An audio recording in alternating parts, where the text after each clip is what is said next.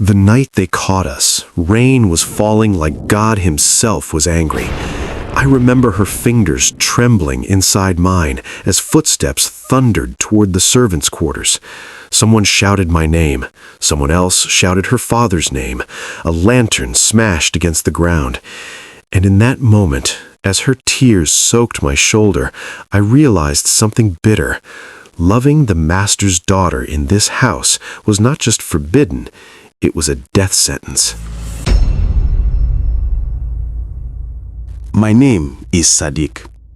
I was born behind the big house, not inside it.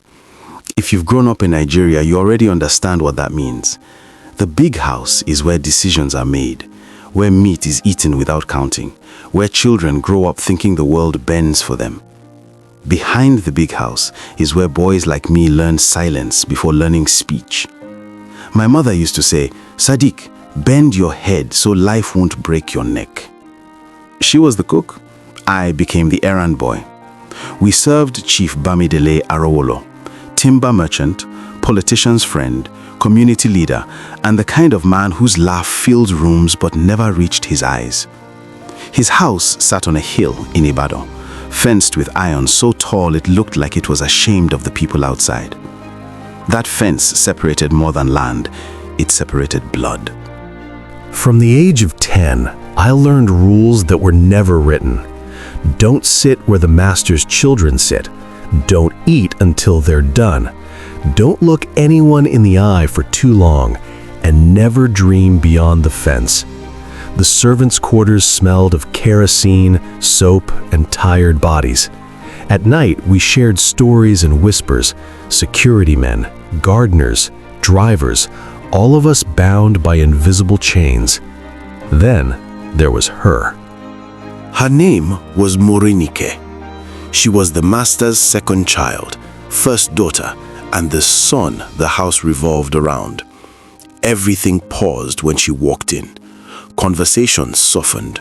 People stood straighter. She laughed freely, the kind of laugh that didn't know hunger or fear. The first time I noticed her properly, she was 16.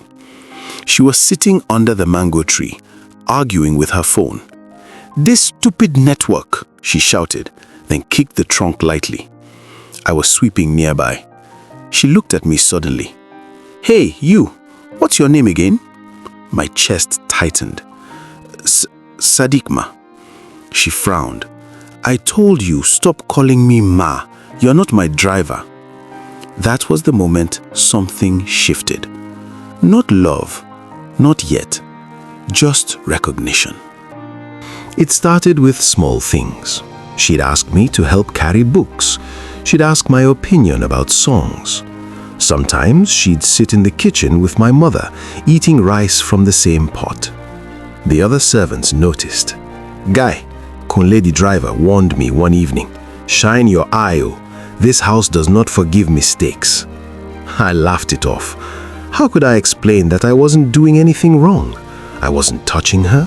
I wasn't dreaming. I was just listening. But love doesn't ask permission.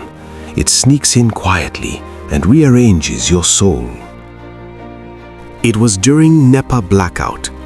The generator refused to start. The big house was dark, unusually quiet. I was sent to fetch candles from the store. As I walked back, I heard soft crying from the veranda. Morẹ nikẹ was sitting alone. Her makeup was gone. Her shoulders shook. I froze. Servants don't comfort the master's child, but something stronger than fear pushed me forward. "Are you okay?" I asked softly. She looked up, eyes red. "My father wants to marry me off to some man in Lagos." My breath caught.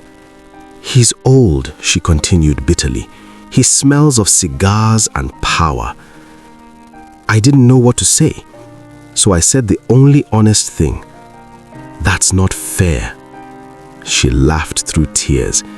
"You're the first person in this house who said that." That night, we talked for hours. That night, the fence cracked.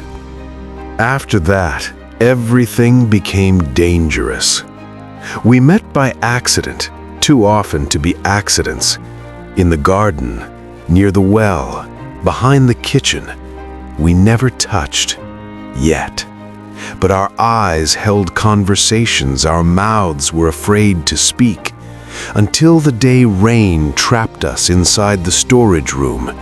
The door jammed, thunder roared. She was shaking. Without thinking, I pulled her close. She didn't pull away. That was the first sin, and it tasted like fear and warmth. That night, I couldn't sleep. I lay on my thin mattress, staring at the ceiling, hearing my mother's voice in my head. Bend your head. But my heart refused.